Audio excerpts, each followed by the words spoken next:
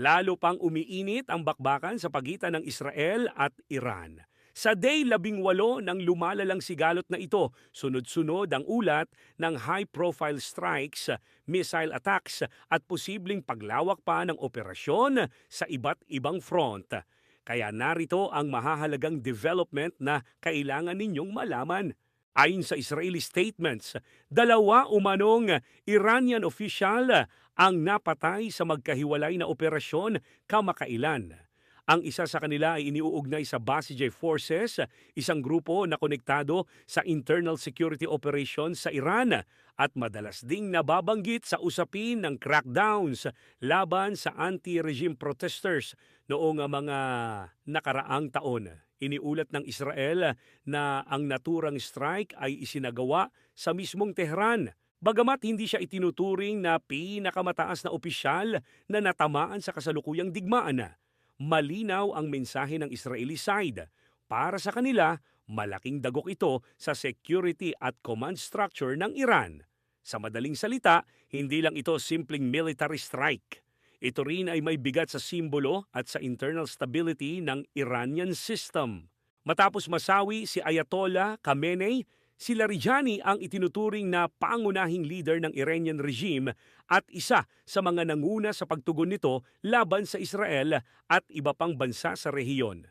Bilang sekretary ng Supreme National Security Council, lalo pang naging malaki ang kanyang impluwensya.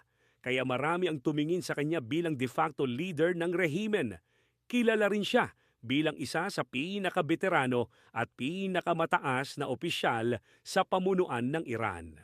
Hindi pa diyan natatapos ang development. Sa isa pang pahayag, sinabi ng Israeli Defense Minister na si Israel Katz na isa pang senior Iranian security official ang umano'y napatay sa overnight strikes.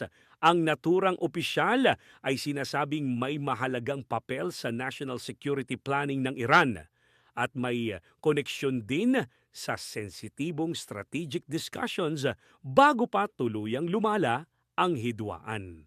Dahil dito, maraming nagmamasid ang naniniwalang maaring ito ang isa sa mga turning point ng gera.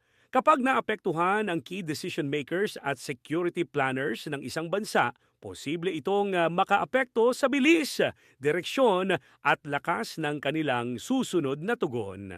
Samantala, patuloy ring tumitindi ang tensyon sa loob ng Israel. Sa pinakahuling missile barrage, muling napaakyat sa bomb shelters ang mga residente sa Central Israel matapos ang panibagong launches patungo sa mga lugar malapit sa Tel Aviv at Jerusalem. May mga paunang ulat ng impact sa Tel Aviv pero hinihintay pa rin ang mas malinaw na detalye tungkol sa pinsala at posibleng casualties. Sa Northern Front naman, lumalala rin ang sitwasyon malapit sa Lebanon. Naglabas ng evacuation orders ang Israeli military para sa ilang civilian sa Southern Lebanon habang naghahanda ang kanilang puwersa para sa mas malawak na operasyon sa lugar. Kasabay nito, sunod-sunod din ang strikes sa mga target na iniuugnay sa Hezbollah, kabilang ang rocket launch sites, command centers at weapons facilities. Kita-kits sa susunod na video.